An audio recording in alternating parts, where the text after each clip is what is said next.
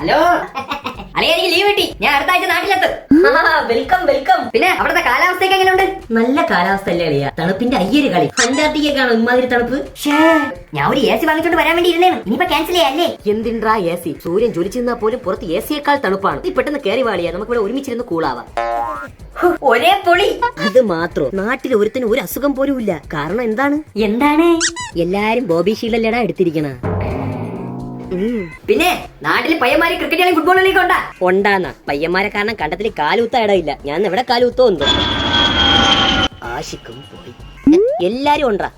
ഇതൊക്കെ കേട്ടിട്ട് എനിക്ക് ഇപ്പൊ തന്നെ കയറി വരാൻ തോന്നണം. വരണം, ഇതൊക്കെ നീ വന്ന് തന്നെ അനുഭവിക്കണം. പിന്നെ രാവിലെ ഇതെല്ലാം ആസ്വദിച്ചതിന് ശേഷം രാത്രി ഒന്ന് കിടക്കാൻ ചെല്ലുമ്പം KCBയുടെ വക ഒരു സ്പെഷ്യൽ സമ്മാനമുണ്ട്. അതെന്തിനാ? ഓ, അത് സസ്പെൻസ്.